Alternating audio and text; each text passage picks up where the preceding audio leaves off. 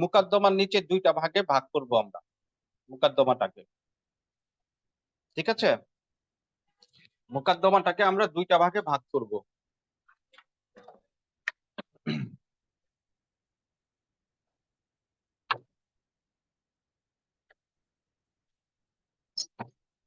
থাকেন, মুকদ্দমাটাকে আমরা দুইটা ভাগে ভাগ করব। ঠিক আছে, একটা হচ্ছে আপনার লেখেন সাধারণ মুকদ্দমা। দেখেন আমি কতটা ইজি করে দিব পার্ট গুলাকে।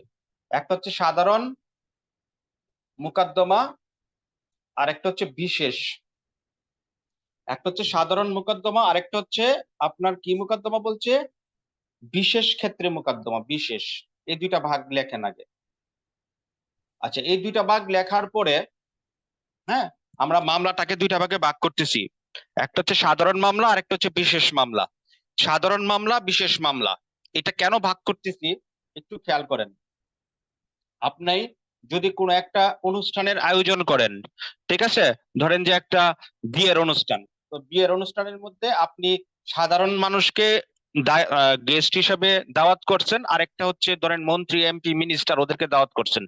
তো ওদের জন্য আমরা দুইটা স্টেজ করে হচ্ছে, ধরেন এখানে সাধারণ মানুষ বসবে আর এখানে মন্ত্রী মিনিস্টাররা বসবে, এখানে অ্যাসিড ফিট করে আমরা স্টেজ করছি। তাহলে বিশেষ মামলা, বিশেষ বিশেষ হচ্ছে যারা হচ্ছে বিশেষ লোকজন ওদের জন্য, আর সাধারণ মামলা হচ্ছে যারা হচ্ছে সাধারণ লোকজন ওদের জন্য। ঠিক আছে, তাহলে আপনার অনুষ্ঠানের মধ্যে যেমন আমরা দুইটা স্টেজে ভাগ করি, একটা হচ্ছে সাধারণ মানুষজন বসবে আর একটা হচ্ছে বিশেষ ব্যক্তিগণ বসবে, সেই হিসাবে আমরা দেওয়ানি মামলাটাকেও আমরা দুইটা ভাগে ভাগ করব।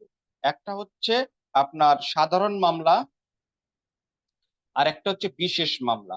তো সাধারণ মামলার মধ্যে কোনটা পড়বে? Shoot in general. সাধারণ মামলা ইংরেজি হচ্ছে শুট ইন জেনারেল। এই শুট ইন জেনারেলের মধ্যে আমরা আমাদের যে মামলাগুলা ওগুলা কিভাবে হবে, এগুলা কোন প্রকৃতির মামলা, এগুলা কোন জায়গায় করতে হবে, ঠিক আছে। তারপর হচ্ছে এই যে ইস্যুগুলা, এগুলা হচ্ছে সাধারণ মামলার মধ্যে আলোকপাত করা হয়েছে, এই পার্টের মধ্যে আলোকপাত করা হয়েছে। তো এই সাধারণ মামলার যে পার্টটা, এটা আপনারা পাবেন সেকশন 9। সেকশন 9 থেকে শুরু হয়েছে এবং শেষ হয়েছে 35-এর বি পর্যন্ত। এটা হচ্ছে সাধারণ মামলা। আর বিশেষ মামলা যেটা, বিশেষ মামলা হচ্ছে বিশেষ ধরনের মানুষের জন্য বিশেষ মামলা দায়েরের পদ্ধতি। এটা বলা হয়েছে আপনার বিশেষ যে বিষয়টা ওখানে। তো এটা হচ্ছে স্পেশাল কেস। বিশেষ কেস যেটা, এটা হচ্ছে কি কেস? Special case. এই স্পেশাল কেস আপনার সম্পর্কে আপনার হচ্ছে কোথায় আলোচনা করা হয়েছে? পার্টিকুলার, স্পেশাল না বলে আমরা ধরেন যে পার্টিকুলার বলবো। হ্যাঁ, পার্টিকুলার কেস। ঠিক আছে, শুট ইন পার্টিকুলার। ঠিক আছে, তো এই যে বিশেষ ক্ষেত্রে মামলা, ঠিক আছে, এটা আলোচনা করা হয়েছে আপনার সেকশন 79 থেকে শুরু হয়েছে আপনার সেকশন হচ্ছে আপনার 88 পর্যন্ত। ঠিক আছে, 79 থেকে 88, 79 থেকে 88। তো 79-র মধ্যে কার মামলার কথা বলা হয়েছে? সরকার। এরা বিশেষ ধরনের মানুষ, এদের মামলাও বিশেষ ধরনের। তারপর হচ্ছে আপনার যারা হচ্ছে কূটনীতিক, হ্যাঁ, এরা বিদেশি নাগরিক, এদের মামলাগুলা কেমন হবে? আর একটা হচ্ছে ইন্টারপ্রিটার শুট। ঠিক আছে, যে মামলায় আপনার বাদীর কোনো স্বার্থ থাকে না। তাহলে এগুলো হচ্ছে বিশেষ প্রকৃতির মামলা। আর এই বিশেষ প্রকৃতির মামলাগুলা 79 থেকে 88 পর্যন্ত আলোচনা করা হয়েছে ধারা। তাহলে মামলার ডিভিশনটা কি আমরা বুঝতে পারছি কিনা প্রাথমিকভাবে? এটা বুঝতে হবে। এটা বুঝলে আপনার যখন সরকারের কোনো ইস্যু আসবে, আপনার ব্রেন চলে যাবে সেকশন 79 থেকে 88-র ভিতরে, যে সরকারের মামলার বিষয়গুলো এখানে থাকবে আর সাধারণ মানুষের মামলার বিষয়গুলো এখানে থাকবে। এই জন্য পার্ট বাই পার্ট আমরা কি করব? ডিভিশন করব। এটা রিটেনের জন্য যেমন জরুরি, এমসিকিউর জন্য তেমন জরুরি। আচ্ছা, তাইলে মামলার পার্টটা যে আমরা দুইটা ভাগে ভাগ করছি, এই বিষয়টা কি আপনারা বুঝতে পারছেন কিনা একটু আমাকে জানান, তারপর বিস্তারিত পড়বো আমরা। জি জি জি ওকে, বুঝতে পারছি। আচ্ছা, তাহলে আপনার দুইটা পার্ট কি কি একজন আমাকে একটু বলেন। মামলাকে দুইটা ভাগে ভাগ করছি, আপনি খাতার মধ্যে লিখেন এইভাবে। একটা হচ্ছে একটা হলো সাধারণ মামলা, বিশেষ মামলা। আরেকটা হচ্ছে বিশেষ সাধারণটা মামলা। হচ্ছে 9 থেকে 35 আর বিশেষটা হচ্ছে 79 থেকে 88। ৭৯ থেকে ৮৮ কেন বিশেষ কেন সাধারণ এইগুলো আমরা আরো বিশেষ- বিস্তারিত জানবো যখন আমরা ধারাগুলা পড়বো। আপনি এতটুকু মাথায় রাখেন, আমজনতা আমি আপনি আমাদের মামলার প্রকৃতি, আমাদের মামলা কিভাবে করতে হবে না করতে হবে, এই বিষয়গুলো আপনার পেয়ে যাবেন হচ্ছে ধারা ৯ থেকে ৩৫-এর খ বা বি পর্যন্ত। আর বিশেষ যে মামলাগুলা সেগুলো হচ্ছে সরকারের মামলা, আপনার বিদেশি আপনার নাগরিকের মামলা, ঠিক আছে, তারপর হচ্ছে কূটনীতিক এদের মামলা, তারপর হচ্ছে ইন্টারপ্রিটার শুট, ঠিক আছে। এই মামলাগুলা বিশেষ প্রকৃতির, এই জন্য ওইটা ওই জায়গায় স্থান পেয়েছে। তাহলে দেখবেন পড়াটা অনেক ইজি হয়ে যাবে, রিটেন এমসিকিউ উভয়ের জন্যই ইজি হবে। তাহলে মামলার ডিভিশনটা আমরা শেষ করছি। বেসিক ক্লাস আজকে হচ্ছে বেসিক ক্লাস, তারপরে আমরা ধীরে ধীরে কি করব, বেসিকটা খুব জরুরি। কারণ গদ বাঁধা মুখস্থ করলে আপনার পড়া হবে না, আপনার ব্রেন সজাগ থাকবে না। ব্রেনটাকে অ্যালার্ট করার জন্যই হচ্ছে বেসিক ইনফরমেশন গুলা আপনাকে জানতে হবে। তাহলে মামলার পার্টটা শেষ হয়েছে আমাদের। এখন আমরা আরো কিছু পার্ট জানবো, পার্ট বাই পার্ট, ঠিক আছে। এভাবে আমরা টোটাল দেওয়ানি কার্যবিধির ধারার যেই আপনার পার্টিশন, এটাকে আমরা পার্টিশন দিব প্রথমত, তারপর দেখবেন আমি কিভাবে আপনার সমন্বয় করতেছি। আচ্ছা, তো এখন মামলার ক্লাসিফিকেশন শেষ। এখন আমরা দেখব মামলার মধ্যে কিছু প্রসিডিং থাকে, কার্য পদ্ধতি থাকে। কি থাকে? প্রসিডিং, ঠিক আছে। আমরা এখন আপনার 3টা প্রসিডিং দেখব। এগুলা দরকার হবে, মাস্ট বি জানতে হবে, নাইলে আপনার পরীক্ষা কিভাবে কি হবে আপনি নিজে টের পাবেন না, কোন দিক দিয়ে কি যে কিছুটা যাচ্ছে। এখন আমরা দেখব প্রসিডিং।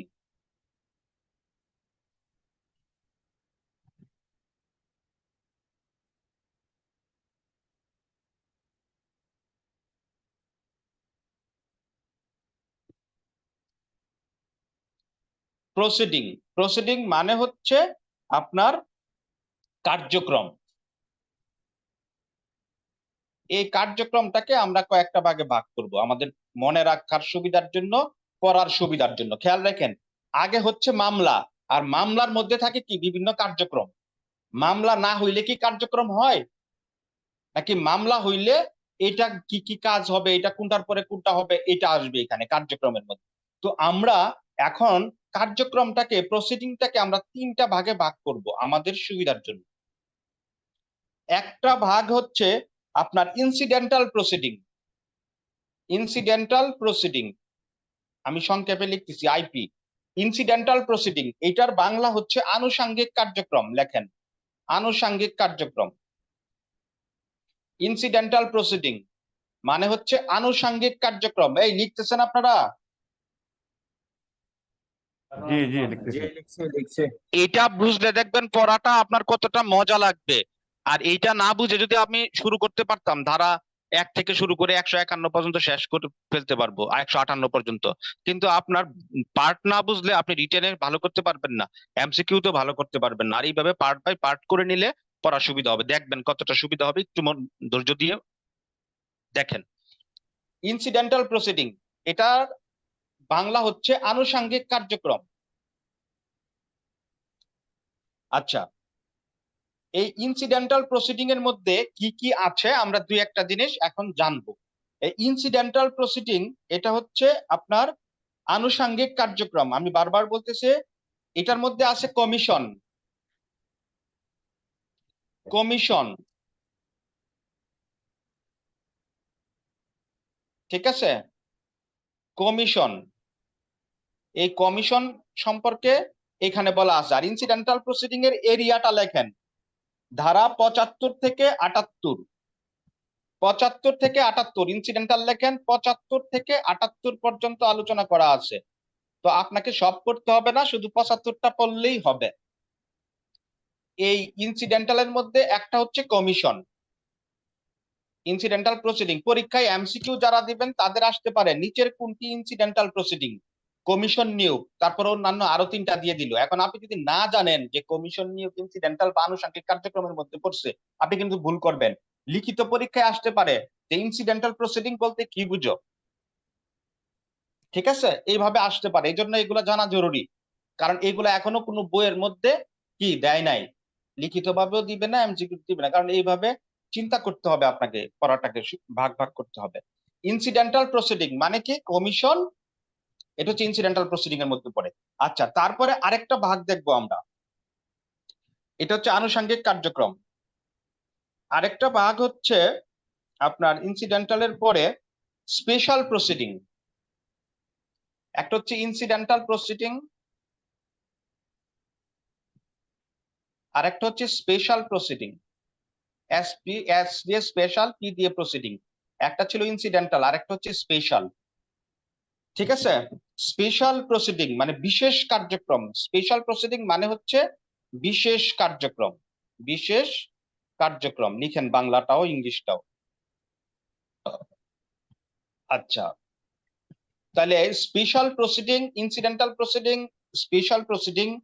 তারপর আরেকটা প্রসিডিং আছে, স্পেশালটাকে আমি একটু পরে বিস্তারিত বলতেছি এই জিনিসটা কি। আরেকটা প্রসিডিং আছে, এটার নামটা লিখে ফেলেন, একটু খাতার মধ্যে গ্যাপ দিয়ে দিয়ে লিখেন। ইনসিডেন্টাল লেখা যাতে 4-5টা লাইন লিখতে পারেন, গ্যাপ দেন। স্পেশাল প্রসিডিং লেখা 4-5টা লাইন, গ্যাপ দেন। তারপরে আরেকটা প্রসিডিং আমি বলবো, আরেকটা প্রসিডিং হচ্ছে সাপ্লিমেন্টাল প্রসিডিং। Supplemental proceeding. আর এই সাপ্লিমেন্টাল প্রসিডিং এর অর্থ হচ্ছে অতিরিক্ত কার্যক্রম। সাপ্লিমেন্টাল, অতিরিক্ত কার্যক্রম। এই 3টা প্রসিডিং খাতার মধ্যে লিখেন, তারপর আমি বিস্তারিত বলতেছি। অতিরিক্ত কার্যক্রম, স্পেশাল, সাপ্লিমেন্টাল প্রসিডিং, অতিরিক্ত কার্যক্রম। আচ্ছা, এখন আমি একটু বিস্তারিত আলোচনা করব আপনাদের মধ্যে। যে এখন আমি যেটা বলছি যে স্পেশাল প্রসিডিং, ঠিক আছে, ইনসিডেন্টাল তো বলেই দিলাম, কমিশন নিয়োগ, এটা ইনসিডেন্টাল প্রসিডিং এর মধ্যে পড়ে, আনুষঙ্গিক কার্যক্রম। আচ্ছা, এখন স্পেশাল প্রসিডিং যেটা, এটার মধ্যে কি কি আছে দেখেন। ঠিক আছে,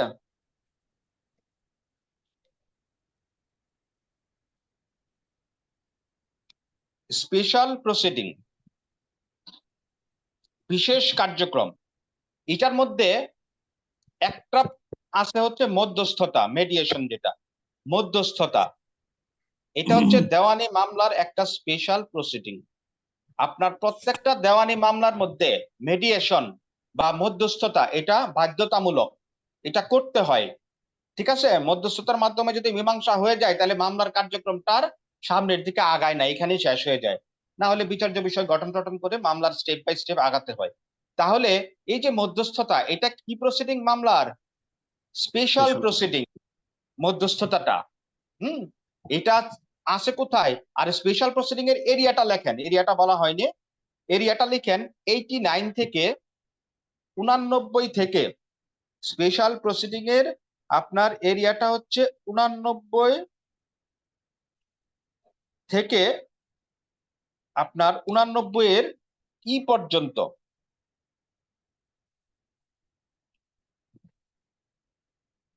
না, 89 থেকে,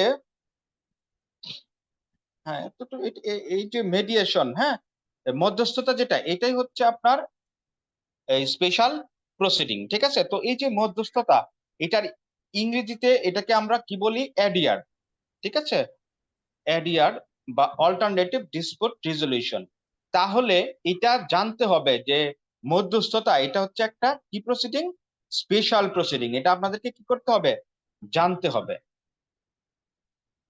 তো এখন কেন জানতে হবে? ধরেন যারা লিখিত পরীক্ষা দিবেন, তাদের পরীক্ষায় আসতে পারে যে দেওয়ানি কার্যবিধিতে স্পেশাল প্রসিডিং বলতে কি বুঝো?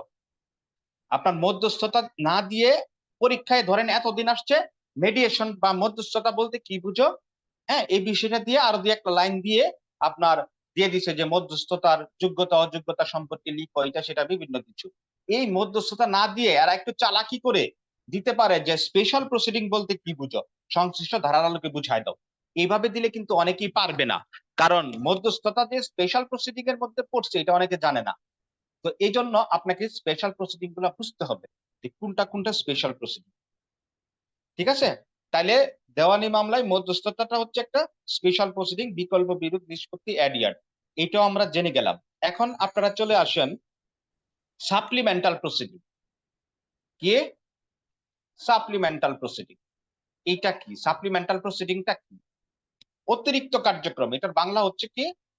অতিরিক্ত কার্যক্রম।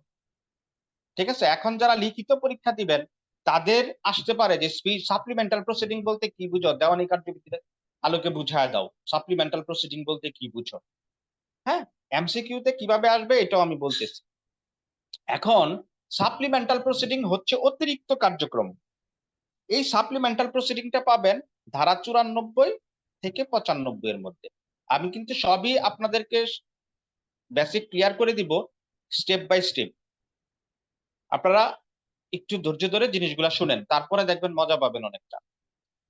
আচ্ছা, সাপ্লিমেন্টাল প্রসিডিং মানে হচ্ছে অতিরিক্ত কার্যক্রম, আর এটার সম্পর্কে বলা আছে ধারা 94। সাপ্লিমেন্টাল প্রসিডিং জিনিসটা কি এটা বলা আছে 94, আর সাপ্লিমেন্টাল প্রসিডিং গুলা কি কি এটা বলা আছে 95। তো সাপ্লিমেন্টাল প্রসিডিং মানে হচ্ছে অতিরিক্ত কার্যক্রম, ঠিক আছে। সাপ্লিমেন্টাল প্রসিডিং মানে হচ্ছে কি অতিরিক্ত কার্যক্রম।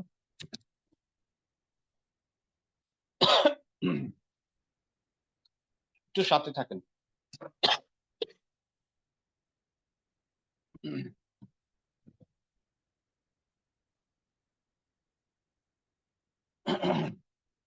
আচ্ছা, তাহলে আপনার সাপ্লিমেন্টাল প্রসিডিং মানে হচ্ছে অতিরিক্ত কার্যক্রম, এই জিনিসটা বলা আছে সেকশন 94-এ, ঠিক আছে। তো এখন আপনার এই সেকশন 94-এ অতিরিক্ত কার্যক্রম বলতে কি বোঝানো হয়েছে এটা আমি বলতেছি, একটু খেয়াল করে শুনেন। আপনার সেকশন 94-এ বলা আছে আমরা যে মামলার মধ্যে অস্থায়ী নিষেধাজ্ঞা দেই, তারপর হচ্ছে ক্রুক, তারপর হচ্ছে গ্রেফতারি পরোয়ানা, ঠিক আছে, এই যে বিভিন্ন আদেশ দেই মামলার মধ্যে, ইন্টারিম অন্তর্বর্তীকালীন বিভিন্ন আদেশ, এগুলা হচ্ছে অতিরিক্ত কার্যক্রম। এগুলা কেন দেওয়া হয়? মামলার বিষয়বস্তু ঠিক রাখার জন্য। একটু খেয়াল করেন, শুধু না বুঝে পড়লে কিন্তু সমস্যা, আপনাকে বুঝতে হবে। 94 ধারায় বলা হয়েছে আপনার সাপ্লিমেন্টাল প্রসিডিং জিনিসটা কি, অতিরিক্ত কার্যক্রম। তো পরীক্ষায় যদি আসে সাপ্লিমেন্টাল প্রসিডিং সম্পর্কে কোথায় বলা আছে, লিখবেন 94 ধারায়। সাপ্লিমেন্টাল প্রসিডিং গুলা কি কি? অস্থায়ী নিষেধাজ্ঞা। অস্থায়ী নিষেধাজ্ঞা তো নিজে কোনো মামলা না, এটা মামলার একটা কি ধাপ। মামলার মধ্যে অস্থায়ী নিষেধাজ্ঞা চাওয়া হয়। কেন চাওয়া হয়? এটা চাওয়া হয়, ধরেন যে এই বাড়ি নিয়ে মামলা হয়েছে, আমি কিন্তু আজকে বেসিক ক্লাস করতেছি, এটা জরুরি, তারপরে হচ্ছে আমরা পড়ার মধ্যে ঢুকবো। আচ্ছা, ধরেন যে এই বাড়ি নিয়ে মামলা হয়েছে, এবার বাড়ির আশেপাশে অনেক জায়গা আছে, সবটা টুকু নিয়ে মামলা হয়েছে, এখানে অনেকগুলা গাছ আছে মনে করে, হ্যাঁ, প্রায় ধরেন যে 10 কোটি টাকার গাছ আছে, বিভিন্ন দামি দামি গাছ, সেগুন গাছ, এটা সেটা, হ্যাঁ, বিভিন্ন গাছ। এখন হচ্ছে আপনার আর এই বাড়িটা আছে, এখন এই গাছ যিনি মামলা করছে, ঠিক আছে, এখন দেখা যাচ্ছে যে মামলার এক পর্যায়ে দেখা যাচ্ছে যে জায়গাটা যার দখলে আছে সে আপনার কি করতেছে, এই গাছগুলা বিক্রি করে দেওয়ার সম্ভাবনা থাকে। হ্যাঁ, বিবাদী কি করতে পারে, গাছগুলা বিক্রি করে দিতে পারে। তো গাছ বিক্রি করে দিলে আপনি মামলার রায় পাইলে, ধরেন যে 10 কোটি টাকার গাছ যদি আপনি না পান, তাহলে আপনি ধরেন যে 5 বছর পরে মামলার রায় পাইছেন যে জায়গা জমি সব আপনার, কিন্তু এই ফাঁকে কি করছে, উনি গাছ বিক্রি করে দেয় 10 কোটি টাকার, আপনি লস হবে যাবে না? লস হয়ে যাবে কিনা? জি হবে, হবে হবে। আচ্ছা, তাহলে এই গাছ যাতে না বিক্রি করতে পারে, আপনি আদালতে কি করতে পারবেন? অস্থায়ী নিষেধাজ্ঞা চাইতে পারবেন। কি চাইতে পারবেন? যে এই গাছগুলা যেন মামলা নিষ্পত্তি হওয়ার পূর্ব পর্যন্ত বিক্রি না করে, এই জন্য আদালত যেন অস্থায়ী নিষেধাজ্ঞা দেয়। বাড়ি যেন বিক্রি না করে, আদালত যেন অস্থায়ী নিষেধাজ্ঞা দেয়। তাহলে আপনি যদি অস্থায়ী নিষেধাজ্ঞা চান, তাহলে কি আপনি মামলা 5 বছর পরে হইলেও আপনি 10 কোটি টাকার গাছ পাচ্ছেন। আর আপনি যদি অস্থায়ী নিষেধাজ্ঞা না চান, তাহলে তো উনি গাছ বিক্রি করে, উনি বুঝতেছে উনি মামলায় হেরে যাবে, উনি গাছ টাছ বিক্রি করে দিল, হ্যাঁ, পরে আপনি শুধু জায়গাটা পাইলেন, ঠিক আছে। তো জায়গা নিয়ে আপনার তো খুব একটা লাভ হলো না, কারণ আপনার তো এখানে কোটি কোটি টাকার গাছ বা সম্পদ আপনি রক্ষা করতে পারেন নাই। এই জন্য এই অতিরিক্ত কার্যক্রম। তাইলে অস্থায়ী নিষেধাজ্ঞা এটা কি, কি প্রসিডিং বলেন? সাপ্লিমেন্টাল অস্থায়ী প্রসিডিং। কার্যক্রম। সাপ্লিমেন্টাল প্রসিডিং বা হচ্ছে কি অতিরিক্ত কার্যক্রম। এখন এটার পাশাপাশি আপনার সে যদি না মানে, আপনি গ্রেফতারি পরোয়ানা চাইতে পারেন, এটাও সাপ্লিমেন্টাল প্রসিডিং। আপনার প্রুফ চাইতে পারে, এটাও সাপ্লিমেন্টাল প্রসিডিং। অন্যান্য আরো আদেশ আসতে পারে, এগুলা কি সাপ্লিমেন্টাল প্রসিডিং হিসেবে আমরা কাউন্ট করব। এখন আপনার কেউ যদি এই আপনার সাপ্লিমেন্টাল প্রসিডিংটা বিনা কারণে চায়, তাহলে আপনার 10,000 টাকা ক্ষতিপূরণ আপনার সে পাইতে পারে। এটা বলা হয়েছে আপনার সেকশন কততে 95 এটা এই 94 আর 95 এই দুইটা সেকশন মিলেই হচ্ছে সাপ্লিমেন্টারি প্রসিডিং বা অতিরিক্ত কার্যক্রম। এখন চলে আসেন একটা সামাজিক একটা উদাহরণ। মনে করেন যে আপনার হচ্ছে আপনি একটা মানুষ, ঠিক আছে, আপনি একটা মানুষ।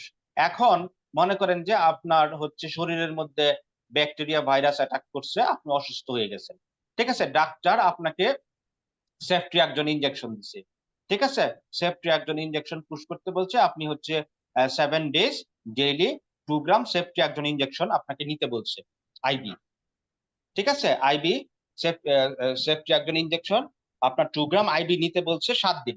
এখন আপনার শরীর খুব খারাপ, ঠিক আছে, খুব খারাপ, অসুস্থ হয়ে গেছে, তো আপনি অ্যান্টিবায়োটিক নিচ্ছেন, আপনার ব্যাকটেরিয়াল আপনার হিল হচ্ছে ঠিকই, মরতেছে, কিন্তু আপনার শরীর মারাত্মক দুর্বল, আপনি নিজেই মরে যাইতেছেন।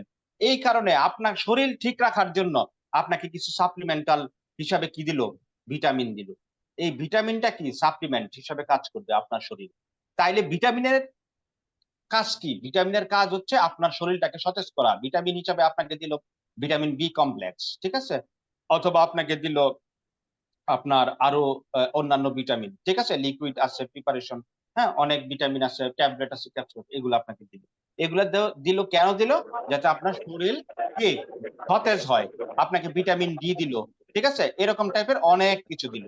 তো এই যে সেফট্রিয়াকজন ইনজেকশন দেওয়া হচ্ছে আপনাকে, এটা মনে করেন যে মূল জিনিস, আর এটার পাশাপাশি দেওয়া হয়েছে কি সাপ্লিমেন্ট হিসেবে ওই যে ভিটামিন। তাহলে মামলার বিষয়বস্তু ঠিক রাখার জন্য, এই আপনারা মিউট থাকেন, মামলার বিষয়বস্তু ঠিক রাখার জন্য, মামলার বিষয়বস্তু ঠিক রাখার জন্য আপনার সাপ্লিমেন্টাল ফুড হিসাবে, সাপ্লিমেন্ট হিসাবে আপনার গ্রেফতারি পরোয়ানা, তারপর হচ্ছে অস্থায়ী নিষেধাজ্ঞা, এগুলা দেয় আদালত। কেন দেয় বলেন? মামলার বিষয়বস্তু ঠিক রাখার জন্য।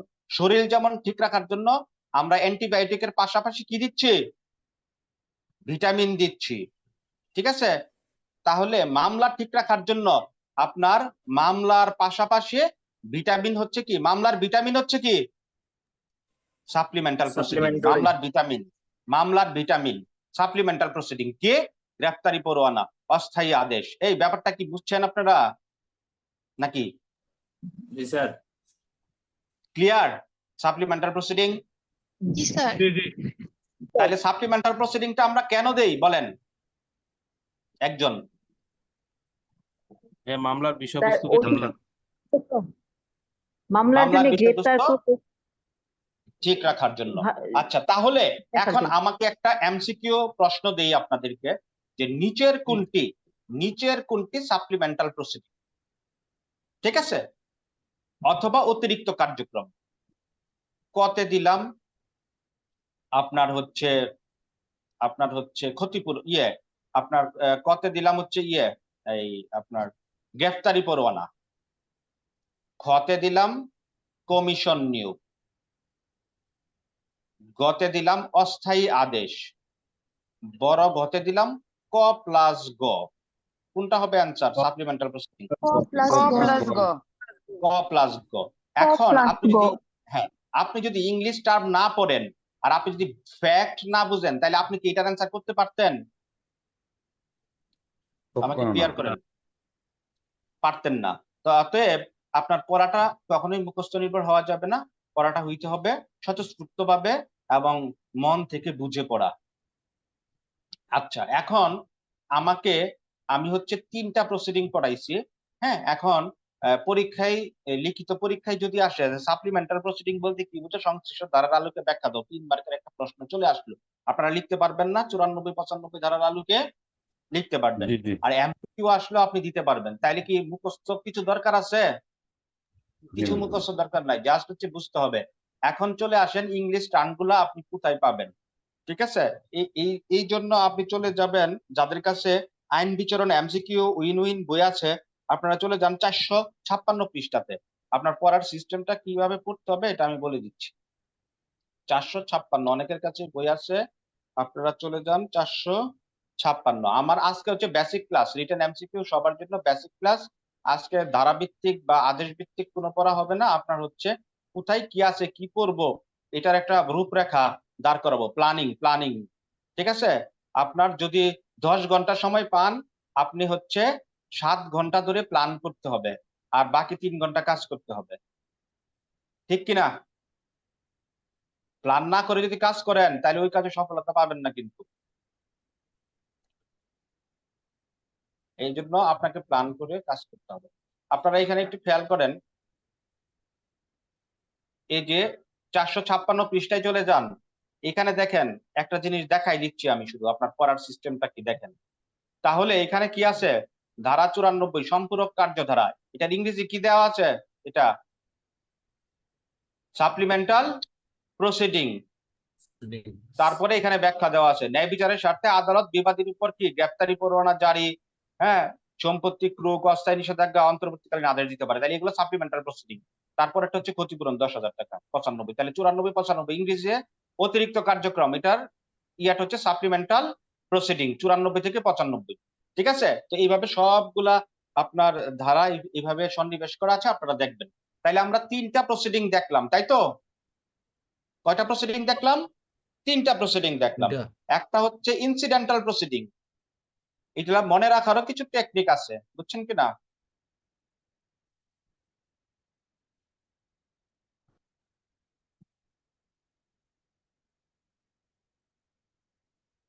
এই যে দেখেন, আপনার এখানে সবকিছু পার্ট করে দেওয়া আছে। আপনারা চলে যান পৃষ্ঠা নাম্বার 453-তে। আইন বিচরণ এমসিকিউ উইন উইন বইয়ের 453-তে দেখেন, আমি হচ্ছে পার্ট গুলা দেখাচ্ছি। এই যে দেখেন, আনুষঙ্গিক কার্যক্রম কি, ইংলিশ কি লেখা এটা? ইনসিডেন্টাল প্রসিডিং, আনুষঙ্গিক কার্যক্রম। ভুলে গেলে এখান থেকে দেখে নিবেন। তারপর দেখেন 75 ধারা। 75 ধারার মূল কথাটা এখানে লেখা আছে যে, হ্যাঁ, কমিশন নিয়োগ। এটা কি ইনসিডেন্টাল প্রসিডিং, কমিশন নিয়োগ। তাহলে পরীক্ষায় যদি এমসিকিউ আসে, নিচের কোনটি ইনসিডেন্টাল প্রসিডিং? কমিশন নিয়োগ কতে, খতে দিল গ্রেফতারি পরোয়ানা, গতে দিল অস্থায়ী নিষেধাজ্ঞা, বড় গতে দিল কোনোটাই না। তাইলে কোনটা হবে অ্যান্সার? কমিশন নিয়োগ। কমিশন নিয়োগ। মনে রাখবেন কেমনে? এই যে দেখেন, আই দিয়া ইনসিডেন্টাল, সি দিয়া কি কমিশন। তাহলে এই সহজে এটা একটু মনে রাখেন, তাইলে বাকিগুলো আর ঝামেলা হবে না। আই দিয়া ইনসিডেন্টাল, সি দিয়া কমিশন, আইসি। আমরা অনেক সময় বলি না যে টিভির আইসি পুড়ে গেছে, মোবাইলের আইসি পুড়ে গেছে, এইসব। এই আইসি এইভাবে মনে রাখেন, আই দিয়া ইনসিডেন্টাল, সি দিয়া কমিশন, ইনসিডেন্টাল প্রসিডিং, কমিশন নিয়োগ। ঠিক আছে? আচ্ছা, এইভাবে পার্ট করে পড়লে সুবিধা হবে না গদবাদা দ্বারা পড়লে সুবিধা হবে? আমাকে বলেন, আমি ওভাবেই কাজ করব, আপনারা যেভাবে বলবেন। এখন আমি আমার মতো করে কিছু জিনিস কি রিঅ্যারেঞ্জ করার দেওয়ার চেষ্টা করছি, যেটা আপনি কোথাও এইভাবে পড়াটা পাবেন না। আপনি আপনার গদবাদা পড়াটাই সব জায়গায় আপনি দেখতে পাবেন। আর গদবাদা পড়লে মনে রাখা যাবে না, এটা হচ্ছে সমস্যা।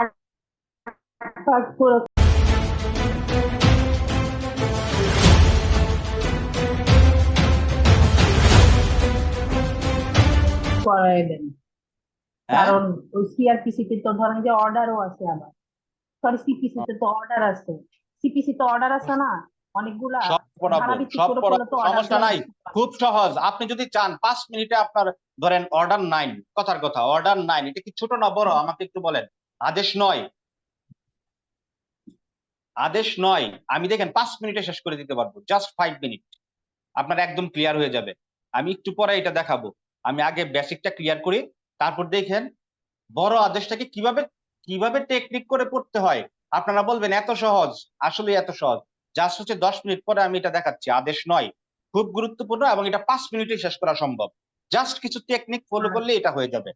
আমি দেখাই দিব, 10টা মিনিট ওই অপেক্ষা করেন। বলতেছি কিনা ধারাভিত্তিক, ধারা ধরে না পড়ে ওই যে পাট পাট করে পড়লে এটা ভালো হ্যাঁ হ্যাঁ, হবে। আমি করতেছি, ঠিক আছে।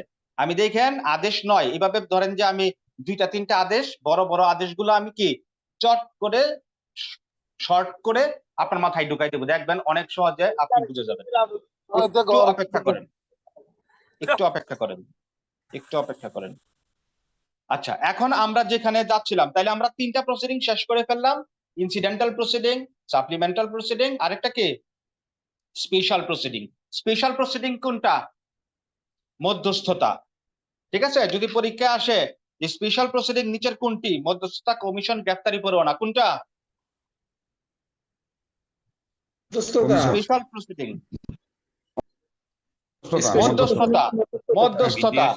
Mediation. ঠিক আছে, ঠিক আছে। Mediation. তাহলে কি এখন একটু ইজি লাগতেছে কিনা, না পড়ার 100% আগেই easy। একটু সহজ লাগতেছে কিনা আমাকে একটু বলেন। পড়া শুরু করার আগেই সহজ লাগতেছে কিনা একটু বলেন। আচ্ছা আচ্ছা, তারপরে মোটামুটি তারপরে মানে বোঝা যাচ্ছে।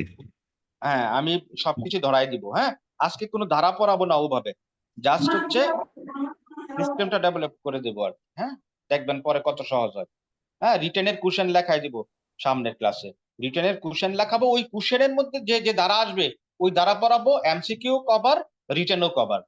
ক্লিয়ার? আচ্ছা, তারপরে আপনার জারি সংক্রান্ত কিছু বিষয়, এটা আমরা দেখবো। জারি সংক্রান্ত, হ্যাঁ, আপনার কিছু বিষয় আছে মামলার। সেকশন হচ্ছে 36 থেকে একদম আপনার হচ্ছে 74 পর্যন্ত। এখানে ডিক্রি জারি, হ্যাঁ, এই সমস্ত ইস্যুগুলা দেখবো। এটা এখন দরকার নাই, আমরা হচ্ছে যে সময় ধারা পড়বো ওই সময় জারি সংক্রান্ত ইস্যুগুলা আমরা পড়বো। এখন শুধু এতটুকু জেনে রাখেন, 36 থেকে 73 পর্যন্ত আমরা জারি সংক্রান্ত হচ্ছে ধারাগুলা পড়বো। ঠিক আছে, 74 পর্যন্ত, 36 থেকে 74 পর্যন্ত। আচ্ছা, তারপরে এখানে আপনার আপিল সংক্রান্ত কিছু বিষয় আছে ধারার মধ্যে। আপিল সংক্রান্ত কিছু বিষয় আছে, সেটা আমরা দেখবো হচ্ছে সেকশন 96 থেকে আপনার হচ্ছে এই 112 পর্যন্ত। তারপর হচ্ছে আপনার আছে রেফারেন্স, রিভিউ, রিভিশন, এটা দেখবো হচ্ছে 113, 114, 115-তে। এখন দরকার নাই। হ্যাঁ, তারপরে আমরা আরো কিছু বিষয় বিবিধ এবং অন্যান্য আরো কিছু পার্ট আছে, এগুলা সব পড়তে হবে না, গুরুত্বপূর্ণ কিছু ধারা পড়লেই হবে। আমি গুরুত্বপূর্ণ ধারাগুলো বাছাই করে দিব। এটা হচ্ছে প্রাথমিক আপনার কথাবার্তা ধারা সম্পর্কে। ঠিক আছে, ধারা সম্পর্কে। এখন আদেশকে ভয় পান কারা কারা? অর্ডার মানে আদেশকে কি সবাই ভয় পান কিনা? আদেশ এবং বিধি, এটা আমাকে একটু বলেন। আমি পাই আদেশকে ভয়। সবাই পায় স্যার, আমার মনে লাগে, বুঝাই যায় না। আচ্ছা, আমি হচ্ছে আদেশ বিধি সহজ করে দিব আপনার। ঠিক আছে, আপনি হচ্ছে ডেইলি 2টা 3টা করে আদেশ পড়বেন, আমি যেগুলা বলবো ওগুলা। এখন আমি একটা জটিল আদেশ, হ্যাঁ, আপনাকে দেখেন কতটা সহজে আমি আপনাকে বলে দিই, আপনি একটু খেয়াল করবেন, জাস্ট একটু খেয়াল করবেন। আমাদের আজকে বেসিক ক্লাস বলতেছি, আজকে কিন্তু আমরা ধারাও পড়বো না, আদেশও পড়বো না, জাস্ট হচ্ছে ফাউন্ডেশনটা ক্লিয়ার করবো, আর এটা খুব জরুরি। আচ্ছা, এই যে মামলার আদেশ এবং বিধি, এই আইন বিচরণ এমসিকিউ উইন উইন বইয়ের আপনার কত 463 পৃষ্ঠায় চলে যান, এখানে দেখেন আদেশ বিধি ইংলিশ বাংলা সবকিছু দেওয়া আছে। হ্যাঁ, এটা এখান থেকে একটু দেখবেন। ঠিক আছে, এইটার পড়ারও একটা সিস্টেম আছে, সিস্টেমটা আমরা সামনের ক্লাসে দাঁড় করাবো। এটার সিস্টেমটা সামনের ক্লাসে বলবো, আজকে না। যেমন ধারার কিছু সিস্টেম বলে দিছি আজকে ফাউন্ডেশন ক্লাসে, আমরা সামনের ক্লাসে আদেশ নিয়ে কথা বলবো। আজকে একটা সুনির্দিষ্ট আদেশ নিয়ে কথা বলবো, আদেশের ভয়টা দূর করার জন্য আপনাদের পদ্ধতিটা। তো সব কিছু কঠিন আদেশ আমরা পড়বো, আর এখানে যে বিধিগুলা দিছি এই বিধিগুলা পড়লেই চলবে, আর বাইরে খুব বেশি পড়ার দরকার নাই। রিটেন এমসিকিউ সবার জন্য। ঠিক আছে, এই বইটা যারা সংগ্রহ করেন নাই, আমার কাছ থেকে সংগ্রহ করে নিয়েন, কুরিয়ারে পাঠিয়ে দিব। এখান থেকে যে আদেশ বিধি ভাগ ভাগ করে দিছি এগুলা পড়লেই চলবে, খুব সহজ ভাষায় দেওয়া আছে, এগুলা এখান থেকে দেখবেন। আর আমি আজকে যে আদেশটা আপনাদের পড়াবো, আদেশ 9, এই আদেশ 9টা আপনাদের অনেকের কাছে কঠিন মনে হবে, আমি এটাকে সহজ করে দিব। জাস্ট হচ্ছে 10 মিনিট একটু খেয়াল করবেন, দেখবেন হয়ে যাবে। আদেশ 9 থেকে আপনাদের যে যে বিধি পড়তে হবে, আদেশ 9 থেকে বিধি 1 পড়বেন, খাতার মধ্যে একটু লিখেন। আর এই বইয়ের মধ্যে যে বিধিগুলো দিচ্ছে এগুলো পড়বেন। 471 পৃষ্ঠায় চলে যান। আমি একটা বিধি দেখেন কিভাবে পড়তে হয়, সিস্টেম বলে দিচ্ছি। এখানে সূত্র দিয়ে পড়বেন আপনারা। বিধি 1 পড়বেন, 2 পড়বেন, 3 পড়বেন, 4 পড়বেন। আচ্ছা, তো এখন এখানে সূত্রটা আগে আমরা লিখে নিই। লেখেন, বিধি 2 + 3 সমান সমান 4, 2 + 3 সমান সমান 4। আদেশ 9 এর বিধি 2 আর বিধি 3 এই দুইটার ফলাফল সম্পর্কে বলা আছে বিধি 4-এ। এতটুকু বুঝছেন কিনা বলেন?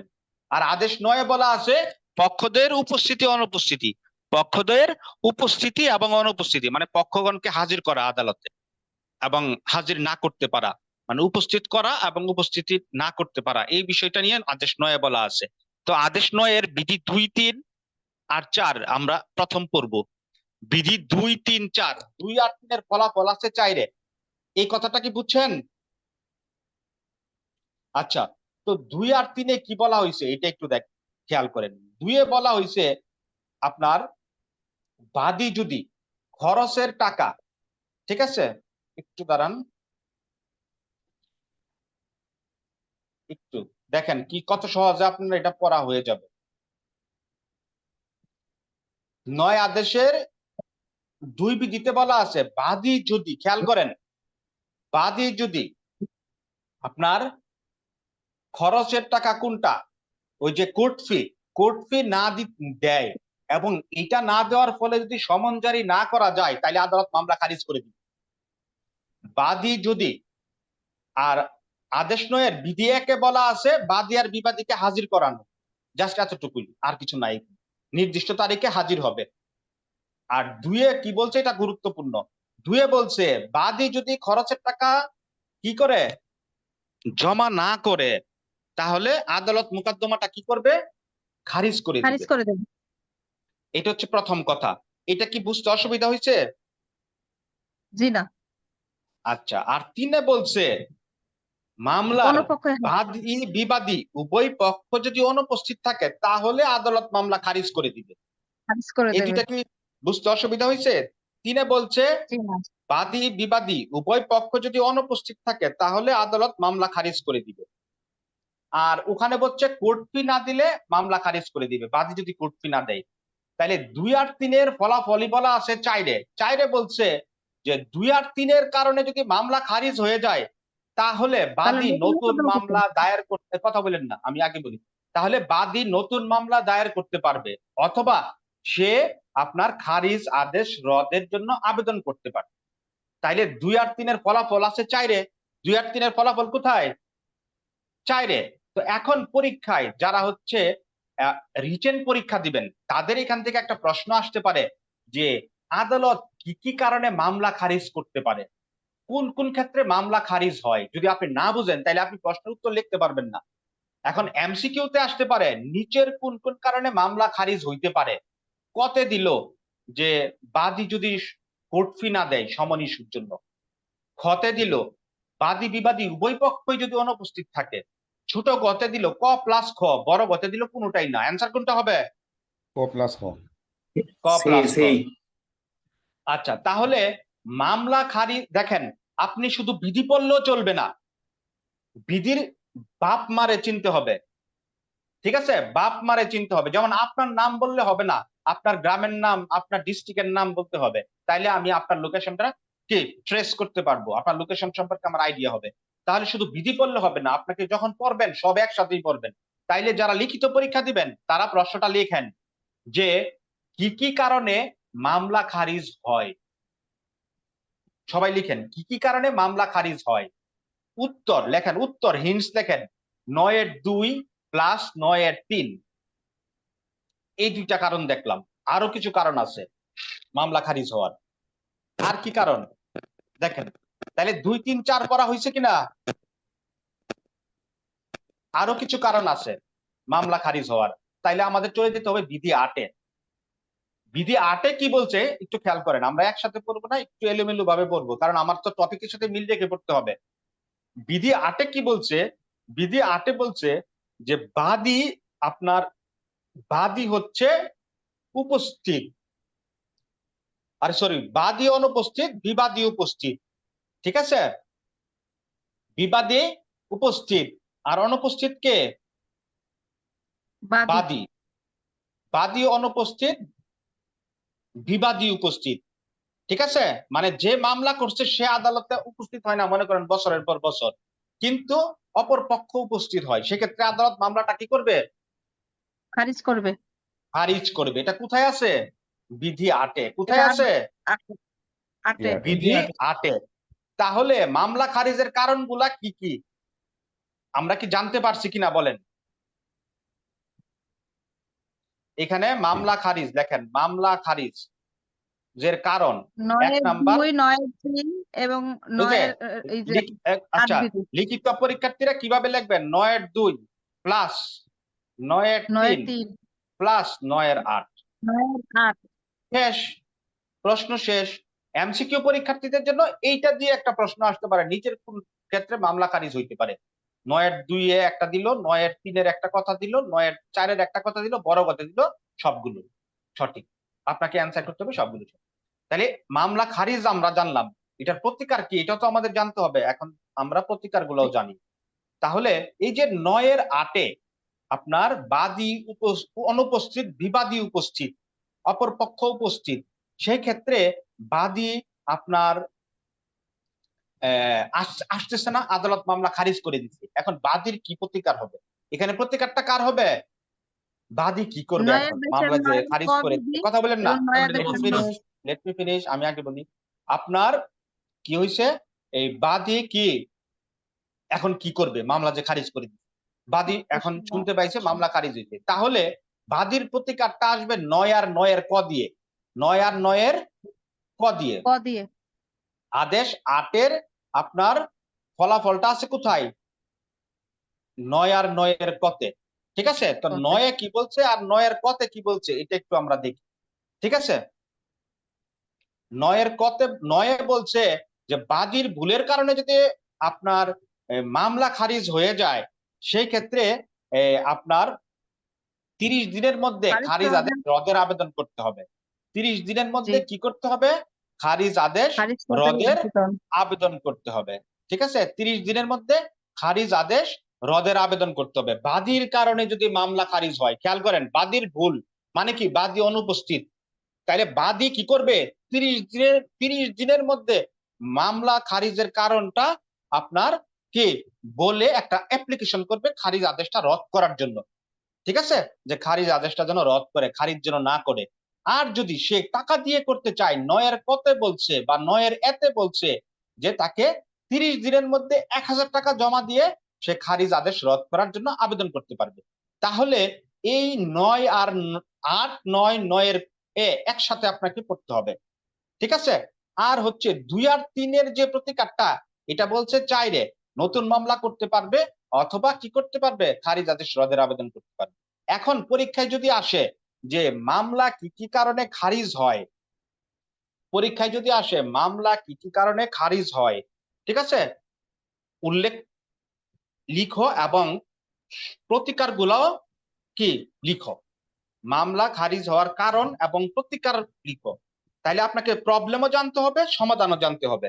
তাহলে আপনার ২-আর ৩ আদেশে যেটা বলছে, এটার কারণে যদি মামলা খারিজ হয়, মানে হচ্ছে বাদী কোর্ট ফি না দেওয়ার কারণে মামলা খারিজ ২ আদেশে বলা আছে। আর ৩ আদেশে কি বলছে? কোনো পক্ষের হাজির না হলে হুম, কোনো পক্ষ প্রেজেন্ট না থাকলে অনুপস্থিত, বাদী বিবাদী ২ পক্ষই অনুপস্থিত, মামলা খারিজ হবে। আর এই ২-আর ৩-এর প্রতিকার কি? প্রতিকার হচ্ছে নতুন মামলা করতে পারবে অথবা খারিজ আদেশ রদের আবেদন করতে পারবে। তাই তো?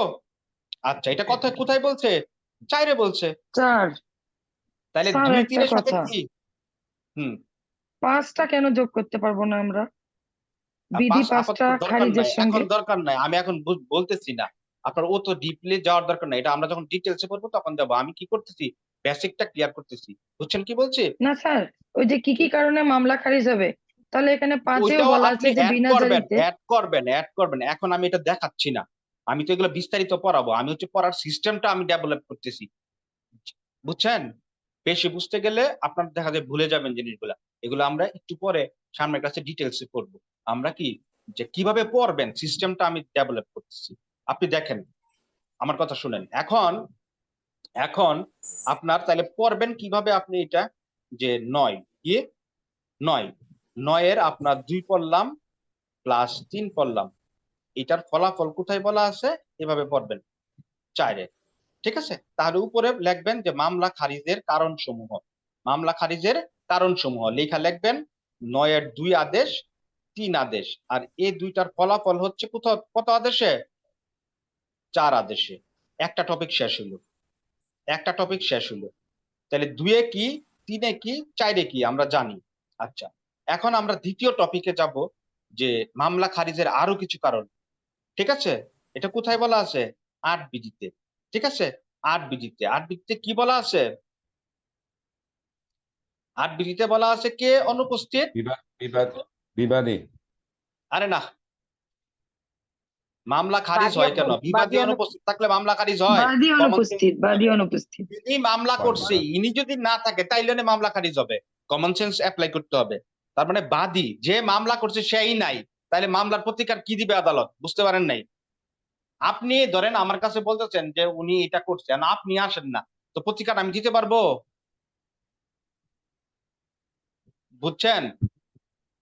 তাহলে বাদী অনুপস্থিত, বিবাদী উপস্থিত, এই ক্ষেত্রে আদালত কি করবে? 9-8 বিধিতে বলছে মামলা খারিজ করে দিবে। তাহলে প্রতিকার কি? প্রতিকার বলছে 8-এর সাথে প্রতিকার কি? 9 আর 9-এর এ বা ক। 9-এ কি বলছে? সরাসরি খারিজ আদেশ রদের আবেদন করতে পারবে। কে করবে আবেদন বলেন? বাদী না বিবাদী? বাদী। বাদী, কারণ অনুপস্থিত তো বাদী। তাহলে প্রতিকার কি বাদী চাইবে না বিবাদী চাইবে? এখানে বাদী চাইবে। আপনাকে বুঝতে হবে কখন প্রতিকার বাদী চায়, কখন প্রতিকার বিবাদী চায়, এটা বুঝতে হবে। এখন মামলা খারিজ হয়ে গেছে, মামলা খারিজ হলে কি বিবাদী বলবে যে মামলা পুনরুজ্জীবিত করা হোক, খারিজ আদেশ রদ করা হোক? না, বাদী কে বাদী বলবে? চাইবে। বাদী চাইবে, কারণ তার জিনিস তো সেই বুঝা নিবে। কারণ সে বুঝা ওই সময় আসতে পারে না, এখন বাদী চাইবে। তো আপনাকে ব্রেন ক্লিয়ার রাখতে হবে ভাই। আচ্ছা, তাহলে 9 রাতে বলছে 1000 টাকা জমা দিতে হবে। যেহেতু বাদীর ক্ষেত্রে কম টাকা, 1000 টাকা জমা দিয়ে কারণ না দেখাই সে খারিজ আদেশ রদের আবেদন করবে। তাইলে মামলা আপনার বিষয়টা বুঝছেন? তাহলে সহজ হয়ে গেল না? এখন আমরা আরো কিছু বিষয় দেখব। এখন আমরা চলে যাব বাকি কি আছে। 6 একতরফা ডিক্রি। ঠিক আছে, এইটা কখন হয়? 1000 স্যার 1000 এটা কি ফিক্সড? 1000 ফিক্সড, এটা 1000। জি জি জি, কারণ না দর্শায়া 1000 টাকা দিতে হবে। বুঝছেন? এটা 9-এর এতে বলা আছে। 8 আর 9 একসাথে পড়বেন। বাদীর অনুপস্থিত, বাদীর প্রতিকার 9-এর এ। বুঝছেন? এই যে এখানে সুন্দর করে দেওয়া আছে, বইয়ের মধ্যে দেওয়া আছে। হ্যাঁ, এখান থেকে এক লাইনে দেওয়া আছে, এগুলো একটু দেখবেন। খুব সহজ ভাষায় দেওয়া আছে। হ্যাঁ, স্যার আমার বইটা পাই নাই, হ্যাঁ, আমি সুফিয়া স্যার, আমার বইটা পাই নাই, আমার বইটা স্যার। কে বলছিলেন? সুফিয়া আপা? জি স্যার, আমার মাদারীপুরে আপনার আমার বইটা চলে গেছিল স্যার। বুঝছি, এটা তো চলে যাওয়ার কথা। আমি আবার খবর নিচ্ছি, এরা তো বলছে দিয়ে দিছে। এটা আপনার বইটা মাদারীপুরে চলে গেছিল ভুলে, সেটা এই গন্ডগোলের সময় এতদিনে পাওয়ার কথা। আমি আবার খবর নিচ্ছি, না হলে আমি আরেকটা পাঠানোর ব্যবস্থা করতেছি। আমি দুঃখিত। এটা ওই যে গন্ডগোলের সময় হওয়াতে এরা মনে হয় কি একটা প্যাচ গুছ লাগাই দিছে। হ্যাঁ, কুরিয়ার সার্ভিস থেকে জি পেয়ে স্যার, যাবেন, টেনশন করিলেন না, পেয়ে যাবেন। আজকে কালকেও ইনশাআল্লাহ। পেতে পারেন, পাঠাই দিবে বলছে আমার। হ্যাঁ, সমস্যা নাই, ঠিক জি আছে, স্যার। ওকে। আচ্ছা, তো এখন এখন ময়মনসিংহ না সুফিয়া আপা? এটা ছিল অ্যাড্রেসটা। জি জি স্যার, জি স্যার। ঠিক আছে, ময়মনসিংহ পেয়ে সদর। যাবেন। আমি আজকে আবার খবর নিব। আচ্ছা, তাহলে দেখেন সুন্দরবন এখন। পরিদর্শক স্যার। সুন্দরবন, ঠিক আছে। আচ্ছা, দেখেন তাহলে এখন হচ্ছে আপনার আহ বাদী হাজির, বিবাদী নাই। বাদী উপস্থিত, বিবাদী অনুপস্থিত। দেখেন, তাইলে কি করবে আদালত? খারিজ করবে না একতরফা ডিক্রি দিবে বলেন? একতরফা ডিগ্রি দেবে। বাদী উপস্থিত, বিবাদী অনুপস্থিত। মানে বাদী আছে, যিনি প্রতিকার চাচ্ছেন উনি আছে, বিবাদী নাই। মানে আসামি, মানে ফৌজদারি মামলায় যেটা আসামি বলে, আর এখানে আমরা বিবাদী বলতেছি দেওয়ানি মামলায়। হ্যাঁ, তার মানে কি বিবাদী নাই মানে আসামি, যেটা ওভাবে তো আসামি বলা হয় না, আমি বুঝার স্বার্থে বলতেছি। ঠিক আছে, মানে আসামি নাই মানে বিবাদী নাই। বুঝছেন কিনা? আচ্ছা আচ্ছা, তাহলে বাদী উপস্থিত, বিবাদী অনুপস্থিত, এইটা একতরফা ডিক্রি দিবে। এটা বলছে কততে? 6 আদেশে। ঠিক আছে, 6 বিডিতে। 9 সই করে লাভ নাই। কিভাবে মনে রাখেন? 9 সই করে লাভ নাই। বিবাদী যেহেতু আসে না, একতরফা ডিক্রি দিয়ে দেন। ঠিক আছে, এটা হচ্ছে 9-এর 6 বিধি। তাহলে বিবাদী আসে না, বাদী আসে। এই ক্ষেত্রে আদালত বিবাদী না আসলে প্রতিকার হিসাবে একতরফা ডিক্রি দিবে, মানে একতরফা রায় দিবে। আচ্ছা, তো আপনার আপনার হচ্ছে এই যে একতরফা ডিক্রি দিল, এখানে প্রতিকার, বিবাদীর প্রতিকার কি? বিবাদী কি করতে পারবে এই একতরফা ডিক্রির বিরুদ্ধে? বাদী তো আর কিছু করবে না, বাদী তো তারটা বুঝেই গেছে। এখন বিবাদীর কি করণীয় আছে বুঝছেন কিনা? বিবাদীর করণীয় র- হচ্ছে জি স্যার 13 রদের 13 ক। আবেদন করতে পারে। হ্যাঁ, রদের আবেদন করবে, রদের আবেদন করবে অথবা আপিল করতে পারবে অথবা রিভিউ করতে পারবে, তিনটার যে কোনো কিছুটাই করতে পারে উনি। ঠিক আছে, একটা হচ্ছে কি হ্রদের আবেদন করতে পারে। হ্রদ কোনটা? একটা হচ্ছে আপনার নরমালি হ্রদের আবেদন টাকা পয়সা বাদ দিয়ে, আর একটা হচ্ছে টাকা দিয়ে হ্রদের আবেদন সরাসরি, যেটা 13 কতে। আর নরমালি হ্রদের আবেদন করতে পারে 13-তে। ঠিক আছে, 6-এর সাথে 13, 13 ক একই বিষয়। 13, 13 ক। 13-তে হচ্ছে একতরফা ডিক্রি হ্রদের আবেদন করবে, আর 13 কতে হচ্ছে টাকা দিয়ে হ্রদের আবেদন করবে। কত টাকা? 3000 টাকা। 3000 টাকা 3000 দিলে আর আর কারণ দর্শানোর দরকার নাই। এই যে দেখেন, তাহলে তাহলে 6-এর সাথে সম্পর্ক 13, 13 রে। এই যে দেখেন এখানে সুন্দর করে দিয়ে দিছি, বুঝা না বুঝার কিছু নাই। বিধি 13 কি লিখছি? একতরফা ডিক্রি রদ। একতরফা ডিক্রি রদের জন্য কারণ দর্শিয়ে 30 দিনের মধ্যে আবেদন করতে হবে। এখানে কারণ দর্শাইতে হবে টাকা না দিলে। আর টাকা দিলে 13 এতে বলছে বা 13 কতে বলছে একতরফা ডিক্রি সরাসরি রদ। সরাসরি রদের জন্য কারণ না দর্শিয়ে 3000 টাকা জমা দিতে হবে, কারণ দর্শানোর দরকার নাই, 30 দিনের মধ্যে আবেদন করতে হবে। তাহলে আপনার এইটার প্রতিকারটা আমরা পেয়ে গেছি। একটা হচ্ছে একতরফা ডিক্রি রদ করতে পারবে, আর একটা হচ্ছে কি করতে পারবে? আপিল করতে পারবে। যেহেতু একতরফা ডিক্রি একটা ডিক্রি, তাই ডিক্রির বিরুদ্ধে 96 ধারা অনুযায়ী কি আপিল করা যায়। আর একটা হচ্ছে রিভিউ করতে পারবে। ঠিক আছে, 47 আদেশের 1 বিধির অনুযায়ী কি করতে পারবে? রিভিউ করতে পারবে। তাহলে ডিক্রির বিরুদ্ধে প্রতিকার হচ্ছে এখানে আমরা 3টা পাইছি। একটা কি 4টা প্রতিকার আছে। একটা হচ্ছে রদ, আর একটা হচ্ছে সরাসরি রদের আবেদন, আর একটা হচ্ছে রদের আবেদন, আর একটা হচ্ছে আপিল, আর একটা হচ্ছে রিভিউ।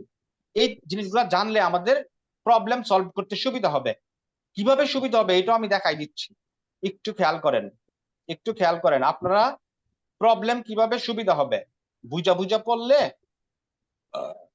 আপনার প্রবলেম সলভ ইজিলি করে ফেলতে পারবেন। আপনি কেমনে করতে পারবেন? এই যে দেখেন এখানে প্রবলেম পার্টে চলে আসে। এই প্রবলেম গুলো এমসিকিউ রিটেন সবার জন্যই দরকার।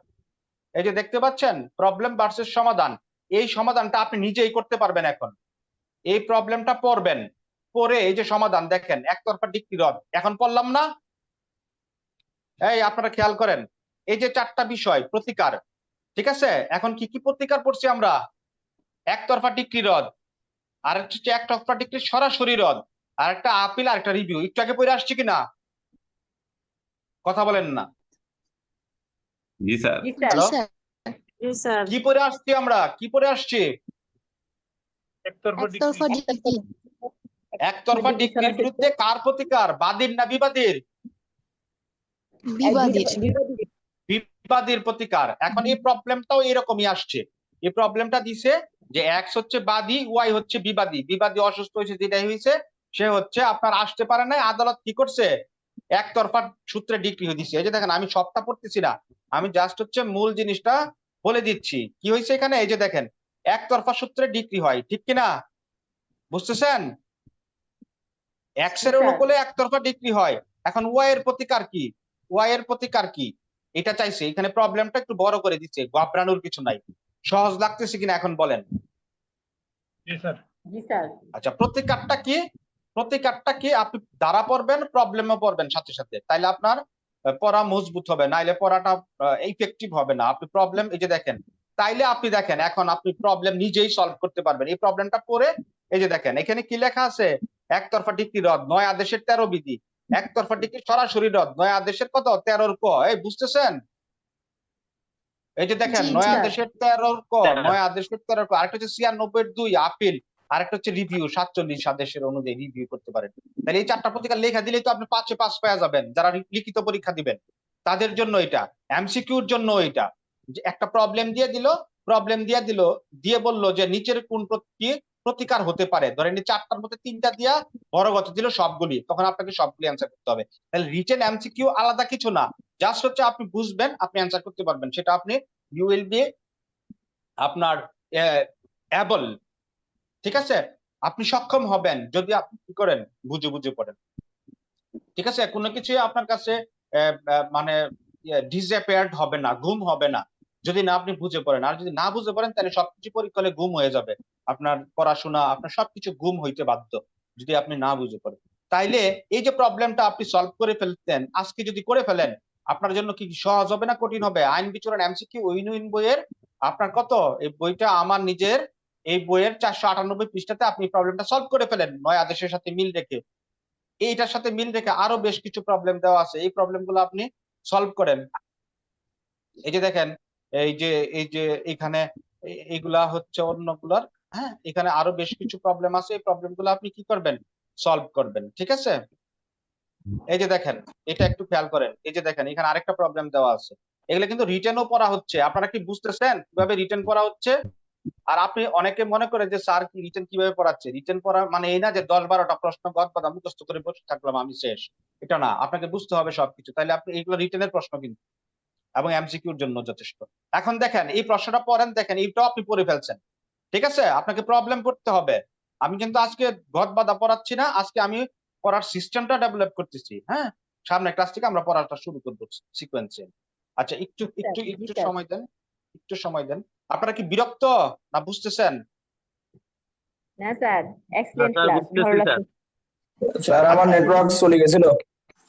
এখন স্যার ভয় চলে গেছে, পড়ার মজা আসছে। ভয় লাগবে না ইনশাল্লাহ। হ্যাঁ, এখানে একটু খেয়াল করেন, এখানে একটু খেয়াল করেন, এই যে দেখেন, ফরিদপুরের সহকারী জজ আদালত বিয়ের নিকট একটি দেওয়ানি মামলা করে, কি করছে, দেওয়ানি মামলা দায়ের করছে। আর যাদের বই আছে বইয়ের মধ্যে চলে যান। স্যার কত পৃষ্ঠা, পৃষ্ঠা নাম্বার কত, পৃষ্ঠা নাম্বার? পৃষ্ঠা নাম্বার দাঁড়ান, বই কিনে বসে আছেন এগুলো দেখবেন না কেন? 500 পৃষ্ঠা আইন বিচরণ এমসিকিউ উইদিন 500 পৃষ্ঠা। আর যাদের বই লাগবে দ্রুত সংগ্রহ করে নেন, এটা আমার ব্যক্তিগত লাভের জন্য না, আপনি অনেক উপকৃত বই হবেন। লাগবে? আমাকে একটু ক্লাস শেষে জানাই দিয়ে বই পাঠিয়ে দিব কুরিয়ারে। আচ্ছা, তো এখন এই যে দেখেন এই প্রবলেমটা একটু আমরা দেখেন কতটা সহজে আমরা সলভ করতে পারি, একটু খেয়াল করেন। আমি একটু দ্রুত বলে ফেলি, কারণ আপনার ব্রেন কিন্তু খুব বেশি ইফেক্টিভ রাখতে হবে। ফরিদপুরের একটি সহকারী জজ আদালত বিয়ের নিকট একটি মামলা দায়ের করছে। কার নিকট? বিয়ের নিকট মামলা দায়ের করছে, বিয়ের বিরুদ্ধে মামলা দায়ের করছে। আচ্ছা, তো শুনানির ধার্য তারিখে বি উপস্থিত থাকে কিন্তু অনুপস্থিত থাকে। মানে কে? বাদী, বুঝছেন কিনা? বিয়ের বিরুদ্ধে মামলা করছে, তাহলে বাদী কে বিবাদী কে বলেন? বাদী। বাদী, তাহলে অনুপস্থিত থাকে, তাহলে অনুপস্থিত থাকলে কি হবে? মামলা খারিজ হয়ে যাবে। কি হবে? মামলা খারিজ হয়ে যাবে। প্রশ্নেও বলা আছে মামলাটা খারিজ হয়। দেখেন যেটা পড়াইছি, বুঝতেছেন কিনা? এখন কি কি পদক্ষেপ গ্রহণ করতে পারবে যেহেতু মামলাটা খারিজ হয়ে গেছে? কি কি পদক্ষেপ গ্রহণ করতে পারবে একটু আগে আমরা পড়ে আসছি, খুব সহজ। আপনি পরীক্ষায়, রিটেন পরীক্ষায় খালি প্রশ্নটা উঠাবেন, উঠায়া লিখবেন প্রতিকার। প্রতিকারটা কি কি কি পড়ে আসছি বলেন? বাদী অনুপস্থিত, তাহলে আপনার বিবাদী কি প্রতিকার চাইতে পারে বলেন?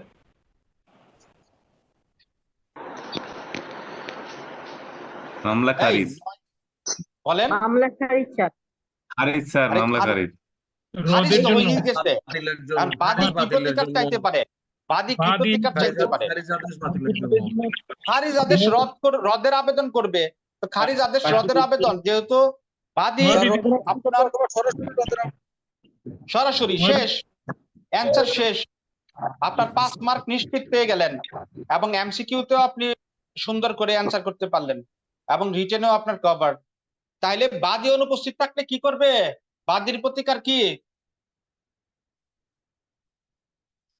বাদী কি করবে? খারিজ আদেশ রদের আবেদন করবে। আর কি করবে? সরাসরি আবেদন করবে, অথবা 1000 টাকা সরাসরি আবেদন করবে। 1000 টাকা দিয়ে 30 দিন। তাইলে কি বুঝতে পারছেন? জি স্যার, জি। কেউ না বুঝলে বলেন। তাইলে এগুলা কি সহজ না কঠিন? এরকম অসংখ্য প্রবলেম আছে, অসংখ্য প্রবলেম, অসংখ্য। ঠিক আছে, একদম অসংখ্য প্রবলেম। এখানে প্রায় 42টা প্রবলেম আছে। এই 42টার বাইরে তো আসার মতো কিছু নাই। দেওয়ানির এই 42টা প্রবলেম করলে আপনার এমসিকিউ অনেক প্রবলেম কভার হয়ে যাবে, প্রশ্ন উত্তর দেওয়া আছে, রিটেনও আপনি অনেক হেল্প পাবেন। এরপরে যদি না পারেন, টাকা ছাড়া দুইটা কেন এখানে? টাকা ছাড়া। হ্যাঁ হ্যাঁ, স্যার প্রথমটা বলছে টাকা ছাড়া 30 দিনের ভিতর, আবার পরেরটা বলছে টাকা সহ 30 দিন। দুইটা ডিফারেন্ট নাকি? দুইটার ডিফারেন্স কি? একটা হচ্ছে আপনি যদি টাকা না দিয়ে করতে যান, ঠিক আছে, সেই ক্ষেত্রে আপনি শুধু কারণ দর্শাইবেন যে আমি অসুস্থ ছিলাম বা এটা সেটা যেটাই হোক, ঠিক আছে, টাকা লাগবে না। আর আপনার টাকা দিলে কারণ জি। দর্শাইতে হবে না, টাকা এই কাজ সরাসরি। করে ফেলবে, সরাসরি রদ হয়ে যাবে। বুঝেন নাই? Sir clear clear. আচ্ছা, তাহলে দেখেন নয় আদেশ তো শেষ। প্রবলেম সহ দেখাই দিছি নয় আদেশ। এখন রিটেন পরীক্ষায় যদি আসে যে আপনার মামলা কি কি কারণে খারিজ হয়, কারণগুলা লিখো এবং প্রতিকারগুলা লিখো 5 মার্কের। পারবেন কিনা বলেন? তাহলে জি। সূত্রটা কি? মামলা কি কি কারণে খারিজ হয়, মামলা খারিজের কারণ এবং প্রতিকার লিখো। কোর্ট ফি না দিলে আর প্রেজেন্ট না হলে। হ্যাঁ, তাহলে এটার অ্যান্সার কি? 9 আদেশের 2 বিধি 3 বিধি, এটা হচ্ছে কারণ, আর এটার প্রতিকার হচ্ছে 4 বিধিতে শেষ। 4 আচ্ছা, এটা শেষ, এক স্লট শেষ। তারপরের স্লটে চলে আসলেন 8 বিধি। 8 বিধি প্রতিকার হচ্ছে কোথায়? 9 আর এইভাবে আপনারা পড়বেন, 9 এর বাসায় এইভাবে পড়বেন, শেষ। 8 এ কি আছে আপনি মনের মাধুরী মিশায় লেখেন, 9 এ কি আছে মাধুরী মুখস্থ করেন না, এই মুখস্থ করতে হবে। 9 এর এতে কি আছে মাধুরী মিশায় লেখেন, আর মুখস্থ করলে তো হবে না, পারবেন না, শেষ। 8 এর সাথে 9 9 এর। আচ্ছা, সরাসরি তাইলে এই প্রশ্ন শেষ। এখন একতরফা ডিগ্রিতে চলে আসেন। একতরফা ডিগ্রি, এটা বলছে কি 9 এর 6 এ, 6 আদেশে বলছে একতরফা ডিগ্রি, ঠিক আছে। আর একতরফা ডিগ্রির বিরুদ্ধে আপনার প্রতিকারটা কি হবে? একতরফা ডিগ্রি যদি দিয়ে দেয় তাহলে বিবাদীর প্রতিকার কি হবে? স্যার 96 আর যেহেতু এটা 47 একটা আদেশে ডিগ্রি, আপিল করতে পারবে। স্যার এখানে স্যার। আপিলটা করা যাবে স্যার? হুম, হ্যালো স্যার, তারপরে আপিল হচ্ছে দাঁড়ান 93 এর 13, 2 দ্বারা, হ্যাঁ জি 93 এর 13, 2 দ্বারা করা যাবে। জি জি 96 এর উপবিধি আছে, ঠিক আছে। আচ্ছা 13 তে কি করতে পারবে? রদ স্যার, আদেশ করতে পারবে। একটা আদেশ হচ্ছে করতে কারণ পারবে। দর্শায় রদ আদেশ করবে, খারিজ এই আপনার সরি একতরফা ডিগ্রি কি করতে, একতরফা ডিগ্রি কি করতে, রদ করতে স্যার। হ্যাঁ। আর 13 কি টাকা দিয়ে, কত টাকা? বিবাদীর হইলে 3000 টাকা, বিবাদীর জন্য শাস্তি বেশি, 3000 টাকা বিবাদী অনুপস্থিত থাকে।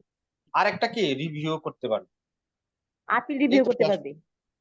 ঠিক আছে। 96 তাইলে এই হচ্ছে বিষয়। তাইলে 9 আদেশ তো আর কিছু বাকি থাকলো না। দেখলেন কত সহজে 9 আদেশ শেষ হইলো? কি ভালো লাগছে কিনা জি, স্যার। বিষয়টা বলেন? অনেক ভালো লাগছে স্যার। তাইলে পড়ার সিস্টেমটা এটা। তারপরে আমি দেখা যায় অন্য আরেকদিন আরেকটা গুরুত্বপূর্ণ আদেশ পড়ায় দিলাম, সেটা কি? সেটা ধরেন যেগুলা খুব গুরুত্বপূর্ণ আদেশ, যেমন 9 আদেশ, আমি কয়েকটা গুরুত্বপূর্ণ আদেশ আপনাদেরকে বলে দেই, এগুলো একটু খুব গুরুত্ব দিবেন রিটেন পরীক্ষার্থী এবং এমসিকিউ সবাই।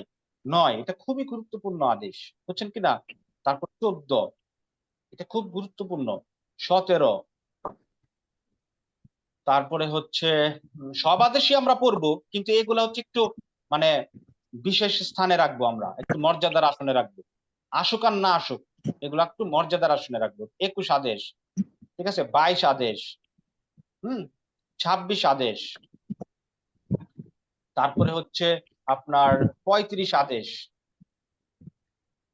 তারপরে 38, 39, 40, ঠিক আছে, তারপরে আপনার 41, 43 আর হচ্ছে 47। এগুলার আমরা একটু একটু মান ইজ্জত দিয়ে রাখবো। এগুলো আমি এক একদিন এক একটা কি আপনাকে বুঝাই দিব, আর বাকিগুলা তো একদিনেই সব শেষ করে ফেলা যাবে। এগুলা ছাড়া বাকিগুলা আপনার একদিনে শেষ করা যাবে যদি আপনি একটু মনোযোগ দিয়ে পড়েন। এই কয়েকটা আদেশ একটু ঝামেলা, এটা একটু সময় দিয়ে দিয়ে কি করতে হবে, পড়তে হবে। বুঝছেন? এই লিখছেন?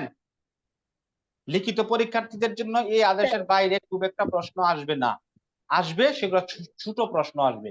ছোট প্রশ্নগুলো আমি ওই যে এমসিকিউ স্টাইলে যেগুলো পড়াবো ওগুলো আপনারা ওখান থেকে নোট করে নেবেন।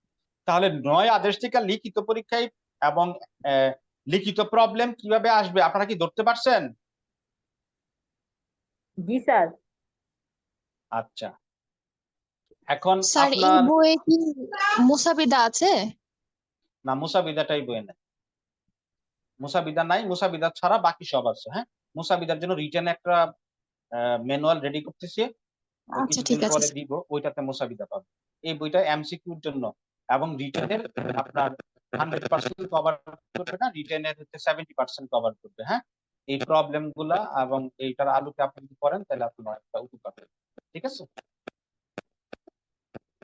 এই প্রবলেম তাইলে আপনার এইভাবে আপনাকে আগাইতে হবে। ঠিক আছে, ক্লিয়ার, মেসেজ ক্লিয়ার? আজকে আমরা আর বেশি দূর আগাবো না। আর বইটা কি কারো লাগবে?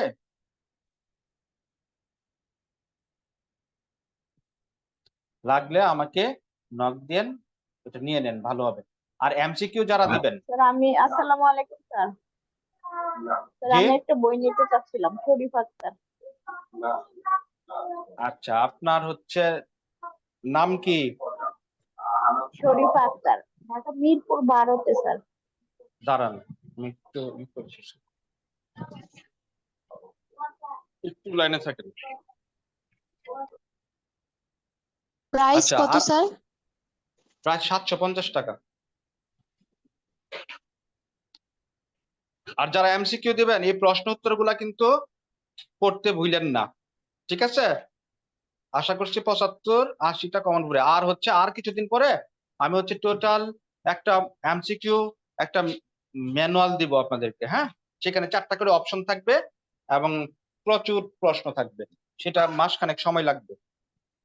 আর এখন আপাতত আপনারা কি এই বই এবং বইয়ের প্রশ্ন উত্তরগুলা পড়ে ফেলবেন। ঠিক আছে, আর সামনের ক্লাস থেকে আমরা ধারাবাহিক ক্লাস করব সামনের থেকে। ঠিক আছে, এবং শিডিউল দিয়ে দিব। একটু সেনসিটিভ স্যার আপনি সিরিয়াস হন, আমরা দেওয়ানি কার্যবিধি সর্বোচ্চ 15 দিনের মধ্যে শেষ করে দিব। ঠিক আছে, বেসিকটা ক্লিয়ার স্যার করলাম। হ্যাঁ, বলেন বলেন।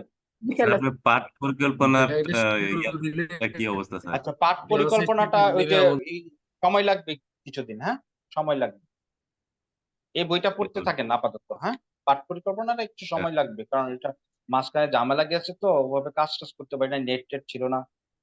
তারপরে কম্পিউটার মানে সবকিছু মিলিয়ে ভালো ছিলাম না, তো এই জন্য করতে পারি না কাজ। এখন শুরু করবো, কিছুদিন পরে পাবো। আর স্যার আপনি আচ্ছা, প্র্যাকটিসের যে ইয়াগুলো প্রশ্নগুলো ওইগুলো স্যার অ্যান্সার গুলো একটু ওগুলা দিয়ে হোয়াটসঅ্যাপে দিব, দিয়ে দিলে ভালো হয়। দিয়ে দিব, জি দিয়ে দিব, এগুলা দিয়ে দিব। আপনারা একটু চেষ্টা করেন, এটাই জন্য একটু বাকি রাখছি। যা এই সবকিছুই তো দিয়ে দিচ্ছি, এখানে দেখেন সব প্রশ্ন উত্তর দেওয়া আছে, ওইটা জাস্ট একটু বাকি রাখছি আপনার হচ্ছে নিজে কি পারেন এটা দেখার জন্য। বুঝছেন কি বলছি? ঠিক আছে স্যার। এটাও দিয়ে দিব। আচ্ছা, হ্যাঁ বলেন, কে জানিয়ে নিতে চাইছিলেন? শরীফা না? জি স্যার। কোথায় অ্যাড্রেসটা আপনার যাবে? Sir Mirpur 12, house number Sundarban কুরিয়ারে পাঠাইলেই হবে। House 75, road 6, block A, section 12 75 road 6 block A. আর হচ্ছে আপনার মোবাইল নাম্বারটা লাগবে। জি স্যার, 01839 পরে 100 326। আমার বাসা একটু নয়েজ হচ্ছে। জি স্যার। ঠিক আছে, ঠিক স্যার আছে, আমি আরেকটা পাঠিয়ে বিষয় দিচ্ছি। জানা ছিল, আমাদের ক্লাস শিডিউল কি, মানে আমরা যারা উইদাউট পে এরাও কি রেগুলার ক্লাস করতে পারবো নাকি কোনো আচ্ছা, মানে আমাদের আপনার স্পেশাল সিস্টেমটা ব্যাচ কি আছে, জানতে চাচ্ছিলাম আর কি। স্পেশাল ব্যাচ আছে। হ্যাঁ, আমি আপনার সাথে ফোনে কথা বলে ঠিক করে নিব। হ্যাঁ, ঠিক আছে, আপাতত ক্লাস জি করতে স্যার। থাকেন। আমি দেওয়ানিটা সবাই আচ্ছা ক্লাস করতে পারবেন, সবাই ক্লাস করতে পারবেন, দেওয়ানিটা আমি শেষ করে দিব। আচ্ছা, তারপরে আচ্ছা আর কি কেউ নিতে চাচ্ছেন? Thank you. থাকলে নিতে চাইলে বলেন, আমি পাঠাই দিব। আমাদের ক্লাস শেষ। ঠিক আছে, ক্লাস শেষ, আজকে ক্লাস শেষ। আগামী ক্লাস থেকে এগুলো সব গুছাই দিব এবং পড়া দিয়ে দিব, আর পরীক্ষা নিব। ঠিক আছে, পরীক্ষা নিব। জি স্যার। এই যে দেখেন, এটা অফলাইন, আজকে পরীক্ষা নিয়েছিলাম একটা অফলাইনে, আমার শুক্রবারের একটা ব্যাচ আছে, শুক্রবারে পড়াই। আমি প্রশ্নটা দেখাই আপনাদের।